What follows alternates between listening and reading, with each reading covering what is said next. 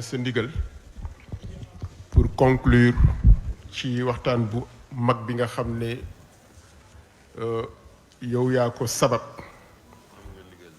jërëjëf Tall yal na yàlla guddal sa fan te yokk sa wér boole ko xalifa yi fi nekk yépp damay àbb sunu maam Dabaax radiyallahu anhu wa nafaana bi barakatihi ma dindi damay njëkk a jàng ma àbb ko àbb tur bi mu fi def ma àbb borom tur bi palaasam ma dugal la fa maa du def doon wax ci Ceerno Saydu radiyallahu anhu saidun la zilta mawan lil masakini wa nasiran li ibadillahi waddiini wa dumta dëhran tawilan yastagiisu bikum ulul xawaaiji fi kulli l axaayini muy wax di wax ba yàgg mu ne ko saidun fi zal asri muftaqidun id anta wasitatu iqdin min marajini fii dinaa fi taxaw mais ma ñaan maam Cerno Seydou mu abal ma palaasam ma placé fa tuuti Cerno Madani Cheikh Hadj Malick Cheikh Hadj Abdoul Aziz Dabakh dafa wax maam Cerno Seydou ni ko doo dañ di nekk refuge ngir ñi nga xam ne amuñu miskin yi nga nekk seen foyer doo dañ di nekk kii dimbali jaami yàlla yi ba pare di dimbali diine yi yàlla nga dund lu yàgg nekk ki nga xam ne ci yow la ñii di borom aajo yi di ñëw di sakku si ku leen dimbali à tout moment muy dem ba yàgg mu ne ko Saydu ku mel ni yow de ci jamono ji dafa rak ndax yow da digal foofu nag laa bëgg taxaw peru digal boo xamante ni marjaan lañ ko defaree peru digal cela veut dire que Cerno Saïdou était un médiateur loolu la ko maam Abdou wax is anta wasitatu iqdin min marajini un médiateur qui a permis à notre société d'être une société de rencontre pour arriver à la concorde et non pas une société de discorde. Et voilà que Madani, le serviteur de la Hadra omarienne, prend le relais. Et ce que je dis aujourd'hui, prend le relais dans cette salle, mais il l'avait pris très longtemps. Je lui rappelais il y a un peu de temps, en 2005 ou 2006, c'était les années 2005 et 2006, le Sénégal était très chaud. Certains citoyens, il y a une incivilité extraordinaire dans notre pays aujourd'hui. Certains citoyens ont pris sur eux de rassembler les politiques. Il y avait eu un défi Abdoulaye Wade et son ancien Premier ministre, M. Idrissa Seck. Il y avait un différend entre l'opposition d'alors, les And Jëf et consorts, avec le président Abdoulaye Wade. Le Parti socialiste aussi. On parlait de coupler, découpler, on couple, on ne découple pas, etc. Le pays était très chaud. Nous avons, avec d'autres citoyens, entrepris de rassembler les acteurs politiques et syndicaux à Saly. Le ministre Ousmane Ngom était celui qui avait ouvert les travaux. La bénédiction de mon homonyme Serigne Abdoul Aziz Sy Al Amin et de Monseigneur Jacques Sarr. Cerno Madani, en ce moment-là, était avec nous dans ces initiatives-là, sillonner le Sénégal, voir les autorités religieuses et parvenir à mettre en place ce qu'on a appelé en ce moment-là le pacte républicain il en est fondateur. Donc quand je dis qu'il prend la place de Thierno Saïdou Nourou Tall, Wassitata Yaqdin, en tant que médiateur pour une société de conciliation et non une société de discorde, il y a... Et voilà que Thierno nous rappelle, en nous invitant à cette réinterrogation, à cette introspection, en nous invitant à cela, il nous demande d'être des témoins actifs de l'œuvre continue de Cheikh Hadj Omar Foutiyou, radiyallahu ta'ala anhu, à travers les empreintes laissées par ses descendants et disciples, les vénérables Thierno Seydou Nourou Tall et Thierno Muntaga Ahmed Tall, radiyallahu ta'ala anhuma. Être témoin, c'est-à-dire comme كذلك جعلناكم أمة وسطا لتكونوا شهداء على الناس ويكون الرسول عليكم شهيدا. Je pense que l'imam Thierno Saïdou en a un peu emprunté quelques éléments. Nous sommes, vous et moi, sur invitation ou sur injonction ou sur instruction ou sur orientation ou sur nasiha de Thierno Madani, le serviteur de la Hadra omarienne. Nous sommes, vous et moi, une communauté de juste milieu pour notre patrie, pour le Sénégal qui nous est si cher. Mais aussi une communauté intermédiaire, ayant vécu avec Thierno Saïdou, ayant vécu avec radiyallahu ta'ala anhuma.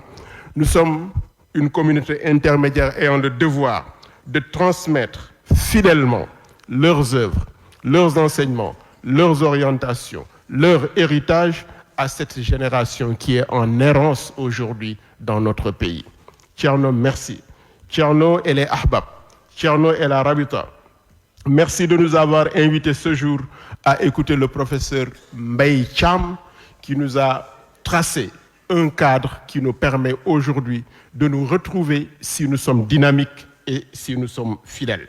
Fidèles à quoi? Fidèles à la vérité.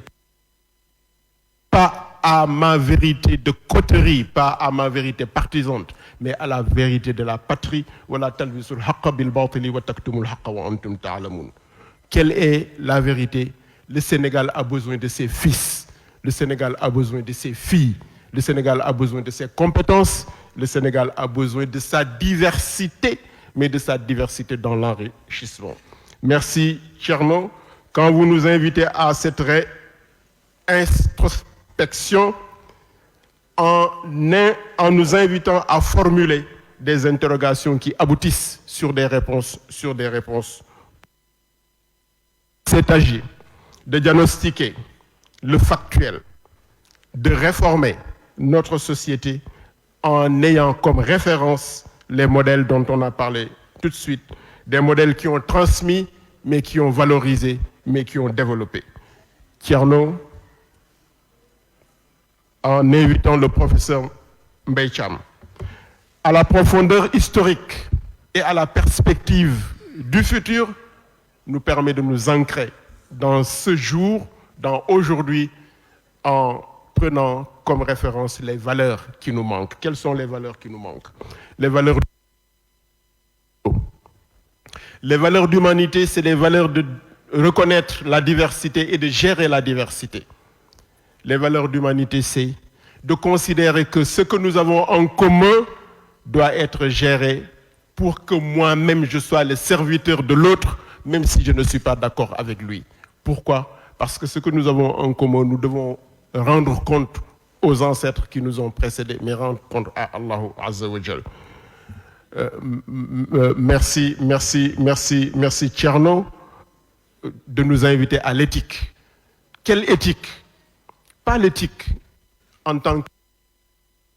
à l'éthique de la différence. Parce que c'est ça ce qui montre que nous sommes des humains qui avons compris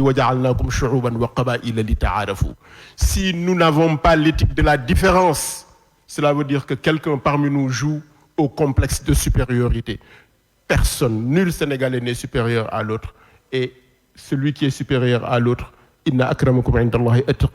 c'est celui qui est le plus gorgé d'éthique. L'éthique de la différence particulièrement. Serigne maa ngi bëgg a guddal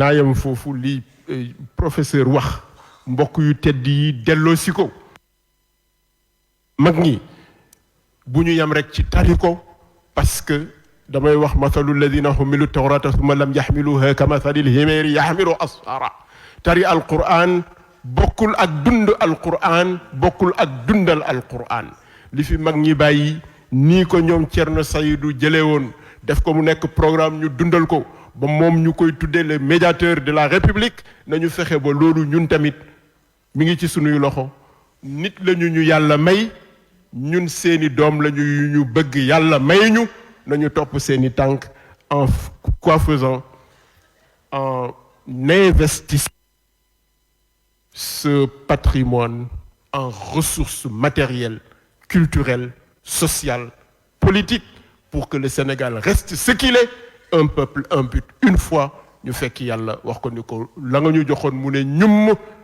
bañ ko fay bàyyi mi ngi ni ñum. asalaamaaleykum wa rahmatullahi wa barakaatu. baal leen ma de ministre bi muy làkk tukulóor sànq neexoon na trop mais xaw ma si dara mais bi mu tuddee Adama Aïcha je suis content parce que les femmes Adama Aïcha sunu maam yaayu Thierno Saïdou Nourou Tall maam Fa Waddu Wele maam Diarra Bousso ak jigéen ñii nga xam ne ñoom ñoo nekk Sénégal aujourd'hui ñu mën ci tudd sunu sœur Soxna Aïssata Pape Malick Sy yal na yàlla yokk leeram damay wax ak moom bis mu ne ma mag ñi ñu baax lañu parce que ñooy taal daara yi ñooy jàngal nit ñi ñooy indi dépense yi mais leer gi jigéen ñi ñoo koy indi donc il faut que les femmes comprennent ça te pour ñu comprendre ko nañu dellu ci entourage du Cheikh El Hadj Omarul Foutiyu radiyallahu taala anhu jigéen ay wéttalam ñi di ay njabootam am na ci ñoo xamante ni bëccëg bu nekk ñu gis alhabib al Mustafa sallallahu alayhi wa ala alihi wal ashab loolu lu koy waral nekk ci li nga war a nekk ñun suñu réew ndey la jigéen ñi ñoo ko war a njëkk taxawe kon merci madame la ministre bi nga fàttalee taxawaayu jigéen ñi ci loolu mais ñun tamit nañu delloo njëkkal jigéen ñooñu le fexe ba sunu réew nekk réew mu ne ñum jàmm dox fi donte dañu wuute googu leen nekk wuute gu ñuy enrichirante te bañ a nekk wuute goo xamante ni daf ñu musiba les médias